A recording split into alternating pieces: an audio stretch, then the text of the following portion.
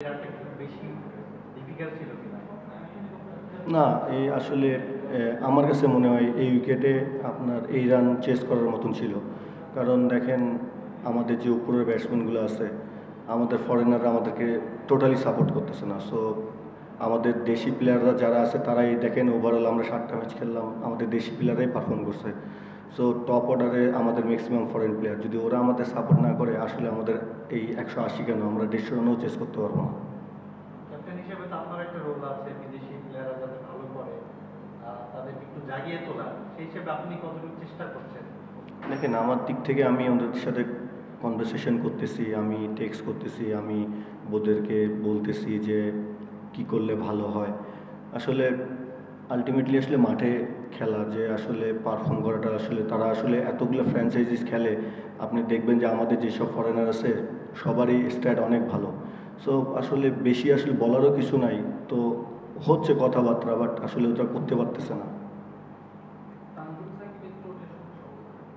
তানজিন সাকিবের হয়েছে আপনার নিক হয়তো ইনজুরি হয়েছে, তো ঘুমানোর সময় হয়তো পাইছে ব্যথা, সেই জন্য আর কি খেলতেছে না।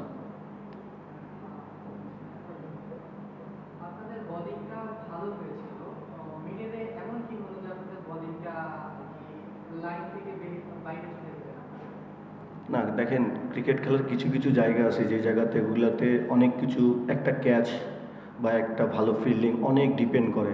সো আমার কাছে মনে হয় যে আমাদের যখন বিজয়ের লাস্টে পল স্টার্লিংয়ের একটা ক্যাচ মিস হলো আমাদের নাহিদের হাত থেকে, সো এই জায়গাগুলো ছোট ছোট জিনিস আসলে এফেক্ট করে টিমের মধ্যে। সো আসলে যখন এটা হয়নি তখন আসলে ওরা ফ্লোয়িংলি মেরে গেছে। একটা ফ্লো যখন শুরু হয় তখন সেখান থেকে এটা কন্টিনিউ রাখাটা হচ্ছে কি একটা চ্যালেঞ্জ।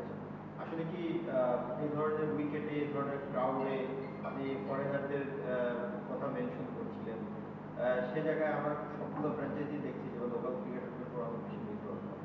তো আসলে ফাইন টিউনিংটা কোথায় হচ্ছে না, মানে আপনার কাছে কি মনে হয় যে ঢাকায় খেললেন, সিলেট খেললেন, চিটাগাংয়ের এমন একটা ব্যাটিং প্যারাডাইস উইকেটে এরকম অবস্থায় থ্রো করলেন, মানে এটা আসলে আপনার হতাশা আপনার মধ্যে আছে, কিন্তু ফাইন টিউনিংটা কোথায় হচ্ছে না সেটা আপনার?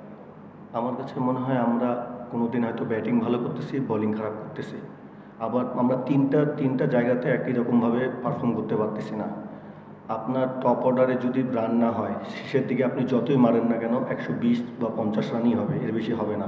সো টপ অর্ডার থেকে যদি ক্যারি করে তো নিচের ব্যাটসম্যান যারা থাকে বলেন তারা খুব সুন্দর ক্যারি করতে পারে।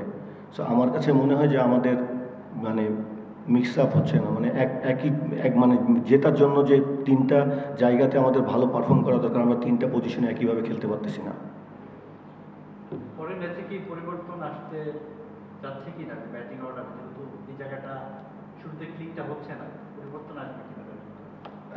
এখন আমাদের কোচিং স্টাফদের সাথে কথা বলতে হবে, দেখতে হবে আসলে কি অবস্থা, চেঞ্জ আসতে হবে, চেঞ্জ না আসলে আসলে হচ্ছে না, চেঞ্জ আনতে হবে।